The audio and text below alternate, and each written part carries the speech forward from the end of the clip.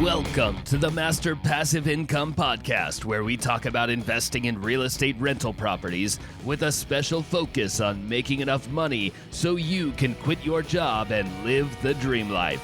And now, here is your host, Dustin Heiner.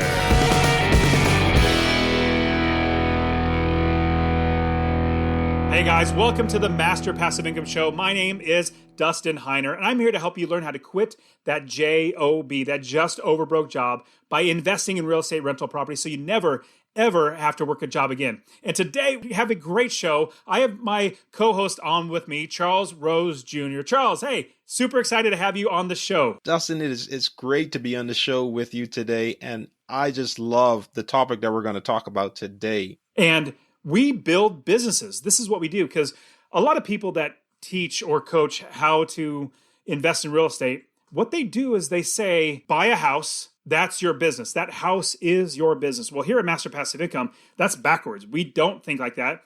We build the business first. That business is not the house. That business actually owns inventory. Just like a convenience store owns a candy bar, the business that we own, our candy bars are our houses. So our house is a piece of inventory that we put into our business after we've built the entire business. And at Master Passive Income, what we do, like I said, we build the business. Now, with building a business, we also save money and make money. So we don't just make money, but we save money because we're investors. We're investors. In fact, Charles, your wife, right? She just got a property under contract where she saved $34,000. Tell us a little bit about that real quick. Yeah, so my wife, who is my first coach and student, by the way, she is doing phenomenal. She is crushing it right now.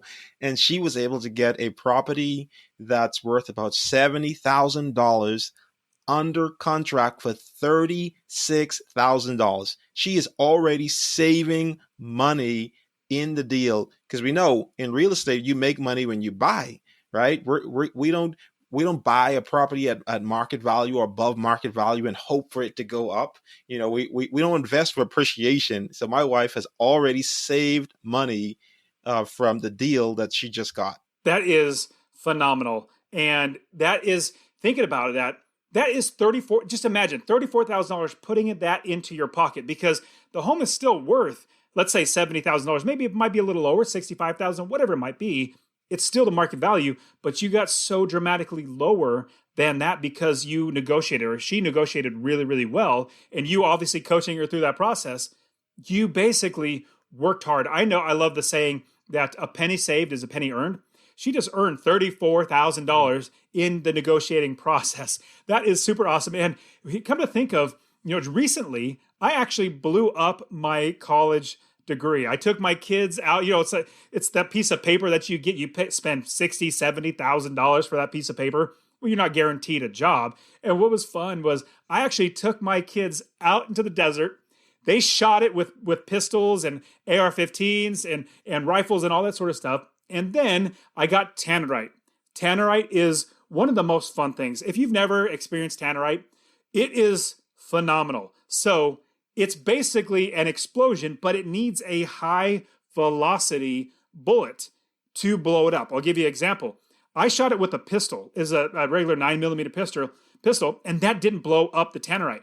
The tannerite needs a rifle round that's going so much faster for it to blow up. Long story short, what I did was I actually put the tannerite on the ground in a bucket, put a gallon of gasoline on top of that, and then had the college degree on top of that. Blew it up. It is a huge fireball. So you guys, and the reason why I put gasoline, so if you've ever seen any movies, like, Hollywood movie, when there's an explosion and there's a fireball, it's because they put gasoline. If you blow up tannerite without gasoline, if you're there, you feel the shockwave. Like it's impressive, but you can't actually see it. I wanted it to be just this biggest fireball, well, relatively big. I don't want to burn down everything, even though it's a desert.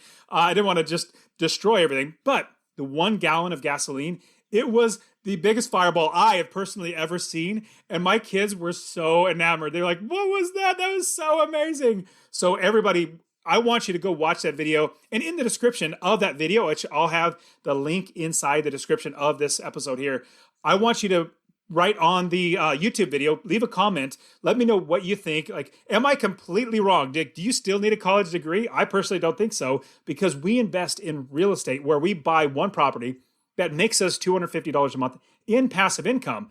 Well, if you had 10 properties, that's $2,500 a month. If you had 20 properties, that's $5,000 a month in passive income. That comes out to $60,000 a year. Why would you need a college degree? Why would you even need to work anymore if you had $60,000 coming in without working? Oh my goodness. So yeah, Charles, you definitely have to check out the video. Everybody needs to check out that video. Now, Charles, let's talk about today the process of building a business and saving money as well as making money, because you've now built a couple different businesses. You have your one in Memphis. Now your wife is starting to invest in Little Rock. You're also building a business in Detroit. You're starting to do that multiple times. Let's talk a little bit about that process. Yeah, absolutely. And so I think so one of the things that we look at with real estate investing as buy and hold investors, it's one of the biggest work is upfront, just getting that deal, looking for the deal, getting it under contract and buying it. But there's also another part to the deal, because when you buy and hold, that means you hold on to the investment. And through the lifetime of the investment, there are going to be some things that pop up. There are going to be some things that pops up, like repairs. Repairs inevitably happen. It happens on our personal home, and it also happens on our properties. But you don't have to you don't have to lose a bunch of money through this process. I love how Dustin say it. We learn how to make money and how to save money. And so I remember my first time dealing with a repair. I remember it so clearly. I remember it too, man. and Dustin was he was still coaching me. As a matter of fact, I had renewed my coaching package, because I was like, okay, I feel like, I want to learn more about how to run the business successfully. And so it was such a good investment, renewing my coaching package with Dustin. I think you also said something like, hey, Dustin, I'm going to renew because you either save me enough money, like 10 times over what I pay you, or I make 10 times what I pay you. So it's just like, let's go ahead and do it. Yeah, I absolutely. It was, I mean, it's an investment. It wasn't, I didn't pay you to coach me. I invested in coaching with you. That's how I thought about it, because the return is just exponential, and I'm still making money from it to this day. So I remember renewing that coaching package, Dustin, because I wanted to learn more how to save money and how to run the business, because I got the first part, the numbers, what types of properties, what types of markets. I got that, and I'm just doing it over and over and over again right now. But I wanted to learn how to save money, and I thank God I did that, because soon after that I ran into an issue with my first property. It was a duplex, and I got an email from the property manager stating that the AC went out, and they sent me a repair quote or replacement quote for $5,000. So I'm, being completely new at my first property is like, I mean, my heart probably felt like my heart dropped all the way down. I was like, so I think I probably set up a coaching call with Dustin. How you did. I was like freaking out, and I was like $5,000, and then Dustin listened to me what happened, and he said, he pretty much told me to relax, and he said, okay, there's a process for this. He said, have you gotten a second quote? I was like, no. He's like, well, you need to get a second quote and a third quote. You need to get at least 3 quotes for something like that. And so what I did was I got a second quote, and the second quote was, I think, like $3,500. It was better than the 5,000, but I still thought that, okay, maybe I need to do some more. So I got a third quote. Well, when it came to the third quote, it ended up being that the AC just needed Freon. It was completely out of Freon, and so I ended up paying $300 rather than $5,000 or $3,500. And so it was just, there's a way to do things. And I know it sounds so simple, but that's one of the first things that's so important when you're running the business, is getting 3 quotes for repair items. Now if it's under $300, maybe you want to go ahead and just fix it. But whatever your comfort level is, maybe over 500. Some people do over 1,000. Some people say over 500, over 1,000. I want 3 quotes just to make sure that you're getting the best price. And so that's one of the first things that we do is we get repair quotes. And so one of the other things that we do to save money is one of the things that I personally do is if my property manager sends me a repair request to, let's say, replace a toilet. And if the price is like $600 to replace a toilet, I'm thinking, okay, a toilet, let me see how much, toilet bowl costs. And so I'm searching, on Lowe's or Home Depot or whatever is nearby in the area. And it only costs about $100, $99 for a toilet. We're not getting any fancy toilets. But let's just say you get a more fancy toilet and it's $200. So I'm saying a toilet is only $100 to $200. So then I asked my property manager, why is it $600? Right?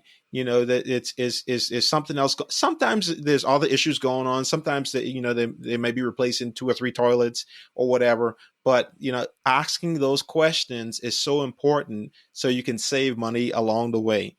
Dustin, have you run into any situations like that over the years? I'm sure you have, but can you share some of the situations you ran into for saving money whilst you have the property? Absolutely. I've done that many times. In fact, every single time there's an expense that comes out. And for me, my comfort level, anything below $100, I'm like, property managers, fix it. Just get it done.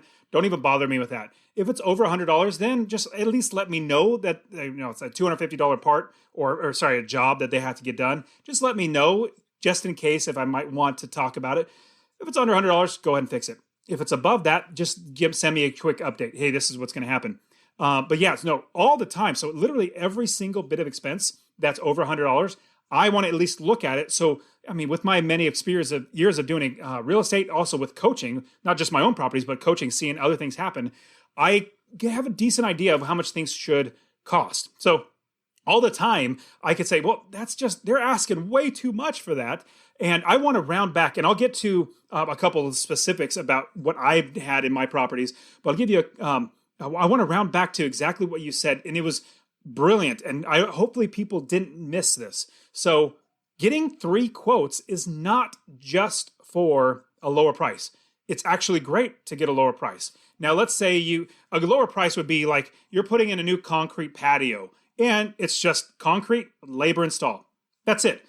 If it's different, like if you think about something like a mechanical thing, I'll give you examples. So just like with Charles's AC, where I invest, it gets really cold there. So furnaces, once they get older, they start breaking down. Well, if you call up any regular furnace repair guy, they're going to come in for these older furnaces in like Ohio is where I invest. So I have some properties in Ohio. What they're going to say is, oh, that's an old one. You can't repair it. Literally, you can't repair it. You need a brand new one, $4,000, $5,000, whatever it might be, like a lot of money to get this thing replaced because they don't want to repair it. They get more money replacing it, and they probably don't even know how to repair it. Give you an example. I have one furnace guy who I was blessed to be able to find. He knows how to fix all these 50, 60-year-old furnaces. He's like, oh yeah, it's just this, this, and this. Where one guy would, one furnace company would say, you need a brand new furnace. It's going to be $4,500. The other furnace guy that I found that actually knows how to repair them, he would come and say, oh no, it's just this, the blower motor here is like $300. We just have to change that out. That's all you got to do. And this guy's an older guy. He's really awesome. He's oh yeah, these new companies, all they want to do is put new ones in. They won't even try to repair it because they know they make more money in getting new ones. And so a lot of landlords be like, oh, it's an old one. Let's just go ahead and do it. So remember that as you're getting these quotes, it's not just to get a lower price, which is good, but it's also to get another set of eyeballs, another set of experience or just ability into that property to see what's wrong. Because if you know what happened with Charles, you just heard it. You had an AC unit that was actually not working right. One company said replace it. Other one said we'll replace it for cheaper. Other one said you don't need to replace it. Why would you replace it? All you just need is Freon. Let's go put Freon in it. So you have another set of eyeballs. that are going to see the problem differently. And some people, I wouldn't say they're more trustworthy or more honest than others. All companies are probably just completely honest, and this is the best they can do. But honestly, that first company for Charles, your sake, Charles, I'm like, they were trying to rip you off. If they were doing their job right to try to fix it first before replacing it, they would have found that Freon. But so everything, it could even be something in your entire kitchen. Like, let's say the water's leaking. Well, let's get a few eyeballs seeing it, because they might say, it's like $2,000 to repair it. Well, let me get another quote, because it might be something else. Maybe it's above, like where they think it is. It might be above that. We just need another set of eyeballs. The more eyeballs on a problem, the better. I'll give you a quick example of one that I had. So I had a main line. Main line is basically, there's one going in for the water and one going out for the sewer. And so for the sewer, as it was coming out, it was clogged up. I had one company go out there, okay, we can't do anything. We tried to snake it, and putting something through there to try to get out whatever's blocking it. We tried to snake it and it didn't work. So we're going to have to dig up your whole front yard, put in a whole new line, $1,000 or $1,500. And I was like, well, let me get a second quote. So I got a second quote. Another company came out and they got either a better snaking, or the first company did a crappy job. He literally ran that snake through the whole pipe, got down. For some reason, there was like a toy door, like for a dollhouse, that was inside of the drain. That was clogging it, so he pulled that out. Plus, there were some roots. Long story short, he was able to do it. It probably cost me, $100 for the first company to not do it right. Another $200 for the other company to do it right, instead of $1,000 or $1,500. So having more eyeballs on a problem is one of the best things that you can do to save money on these repairs or rehab. Even fixing up a property when you first buy it. Get more quotes, because the more eyeballs is going to save you a lot of money. Yeah, absolutely, Dustin. I'm glad you mentioned that. I remember that story too that you shared, and I remember that all the time on and having those second pairs of eyeballs, third pair. Even sometimes you may even bring out a fourth person to do it. I love that. Shoot, when it gets to above like $10,000, I'm getting at least an extra pair of eyeballs, like 4 or 5 eyeballs on. I want a lot of eyeballs on it, because I'm not just going to trust 1 or 2. I want a ton of eyeballs, because that's a lot of money. Because just like you might be able to come down from like 5,000 down to 300. So when it gets in the thousands, that's when you get a lot more eyeballs on it. Absolutely, and this leads us into the other point.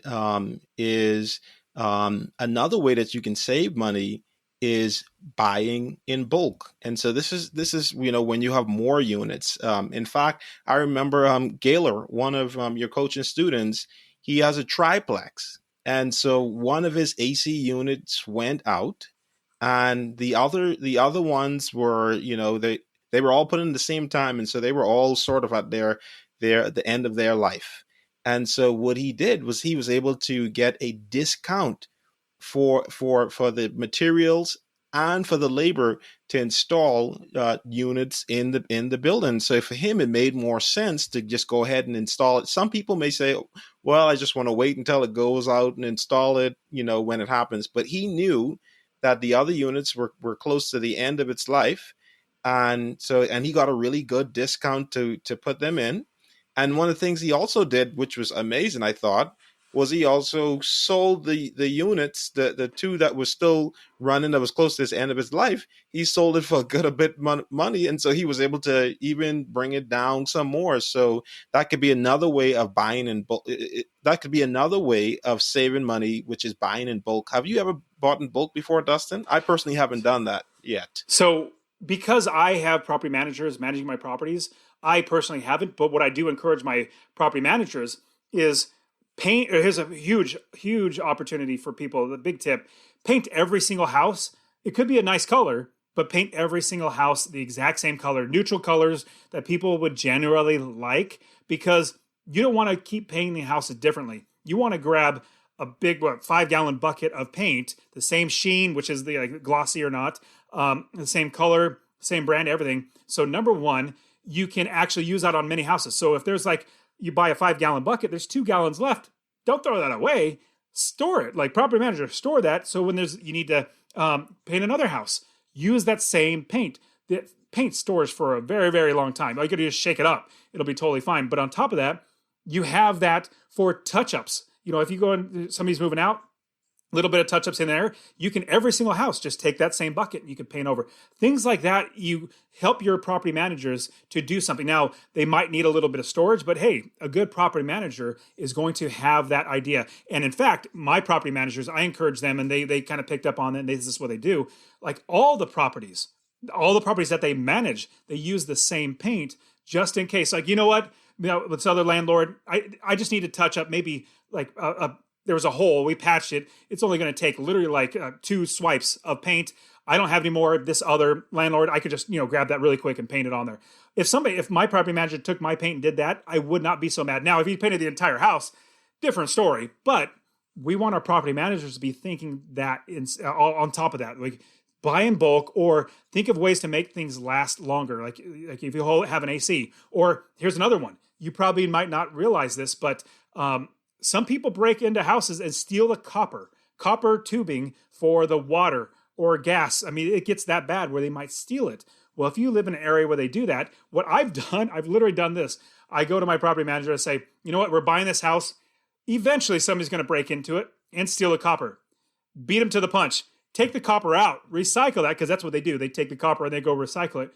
Take the copper out. Recycle it, and that copper will help pay for running the new PEX tubing that's going to be replaced. Somebody's going to break in and be like, oh, the copper's already gone, and they're going to walk away, which is fine. I don't want them to touch anything because they'll make more damage if they do that. So that's a huge tip, is think of things that you can do, be a little more proactive if you see problems like that. So that's how I have actually been able to save even more money. Now, here's a huge thing that we definitely need to touch on, Charles, is the way to save the most money. In fact, the penny saved is penny earned. Earn the most money is when you buy a property. Now, when you buy a property, that's called equity capture. Yeah. We're investors.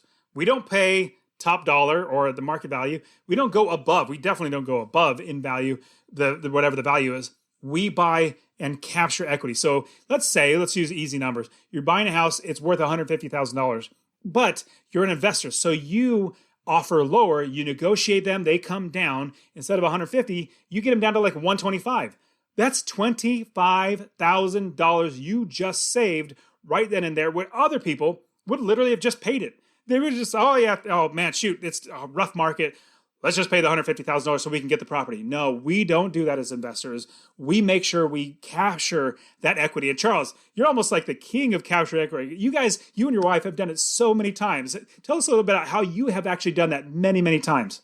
Yeah, absolutely. That is the biggest way, Dustin. I agree with that 100%. I don't know any other way that is greater than that for saving money when with your rental property.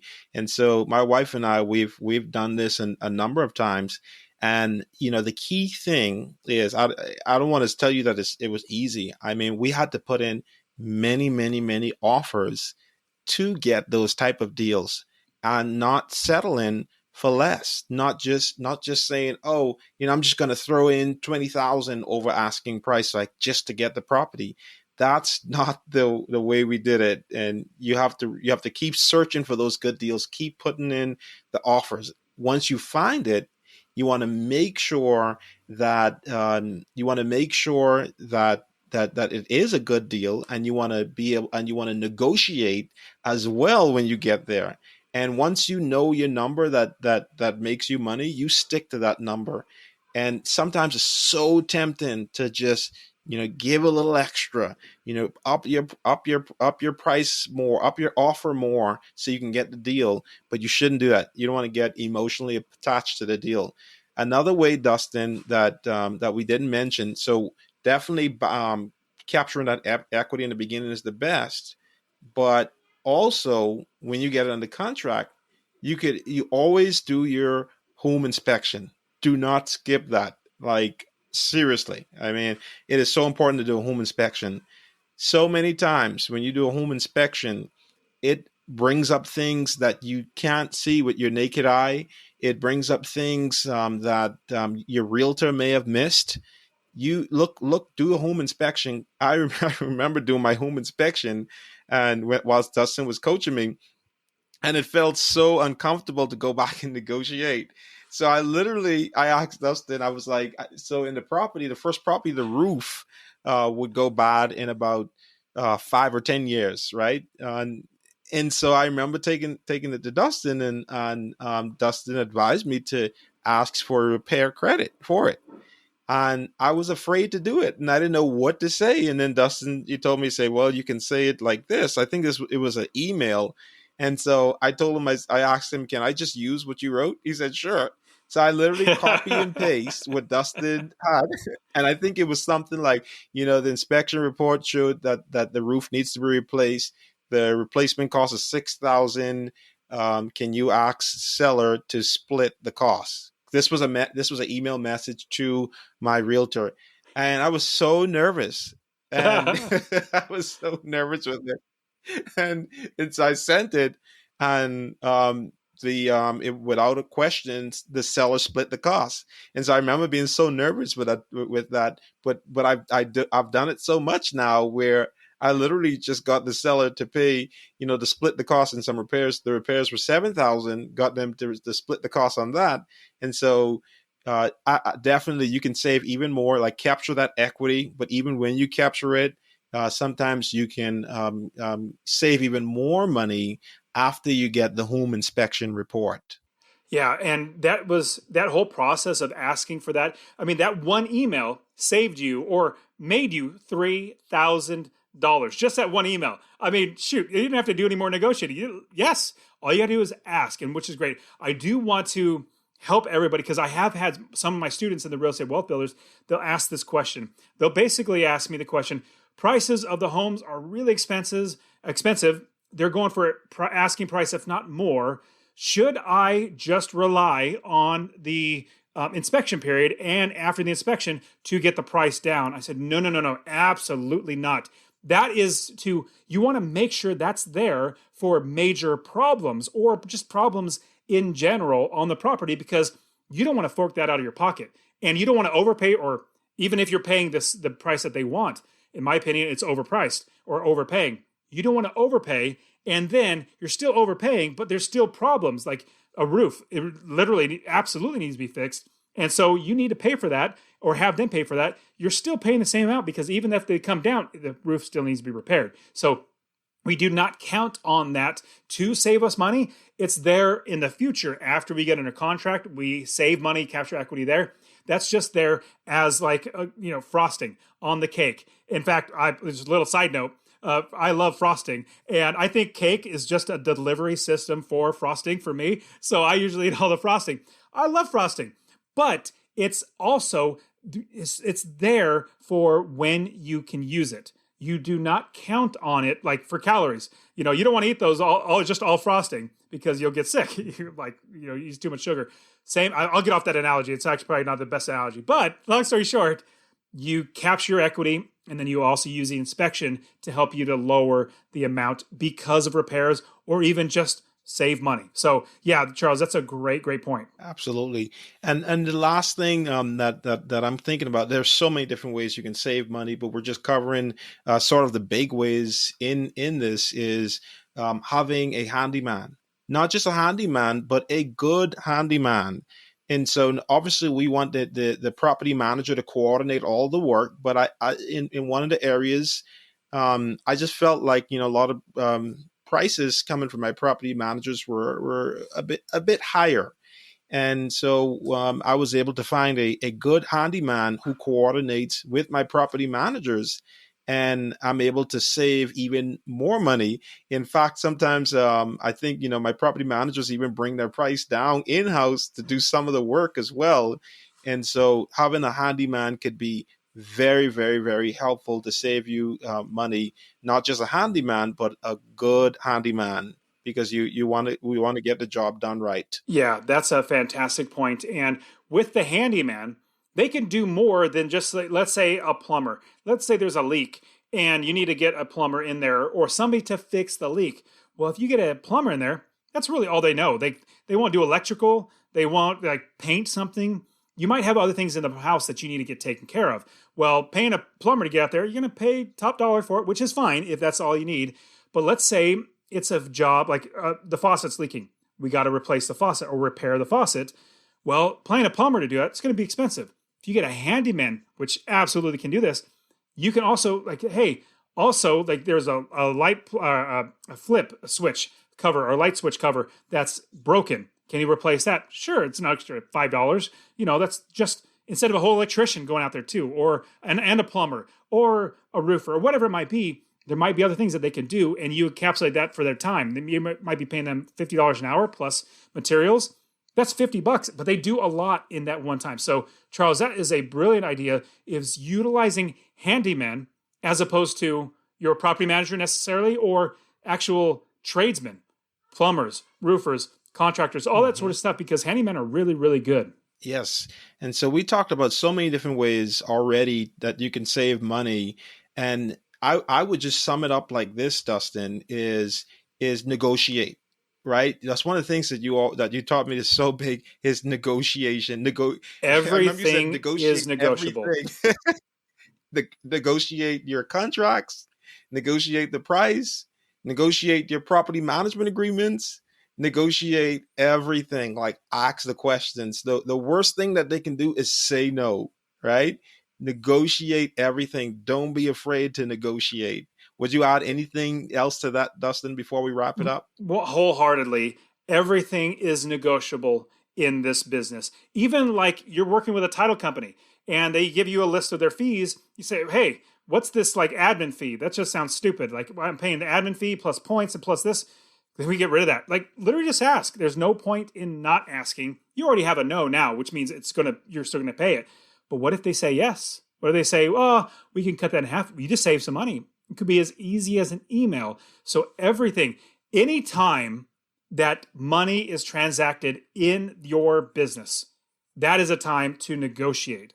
Always, always, always. You're going to save so much money. Now, I'm really frugal. I love being frugal. It's just that my personality, my wife's frugal as well. We really just love being frugal. Now, I'm not cheap. Don't get me wrong. I'm not stingy or cheap. We love to give. We love to help people. We love to do all that. But as far as like spending money, like, hey, if we can save some money, let's do that. And so what you want to do is realize everything, literally everything in this business is negotiable, that you need to be negotiating. Absolutely. And Dustin, I think more people may want to find out more about the course and all these different things, because I know myself, like, I learned so much from the Master Passive Income System. I learned all these negotiation skills, all these things that we're talking about.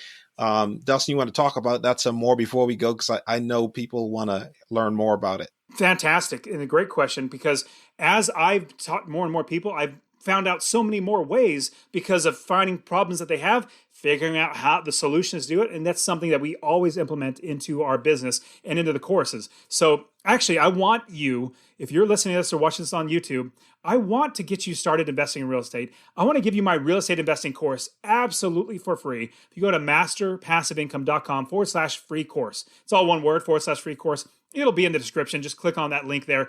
I will literally send you my real estate investing course. It'll show you how to find a new area of the country, anywhere in the country to invest, how to find properties, how to get financing or fund those properties, how to manage it well, how to quit your job. I'll walk you through all that, masterpassiveincome.com/free course. Now, Charles, this has been a great, great talk. Hopefully people are realizing that it is something that they should implement into their business, because every penny that they save in their business helps them to buy more property. So, all right, Charles, hey, it's been great having you on. Everybody, it's been great having you here on the show. You guys are awesome. And thank you so much for being here with Master Passive Income. I'll see you guys next week.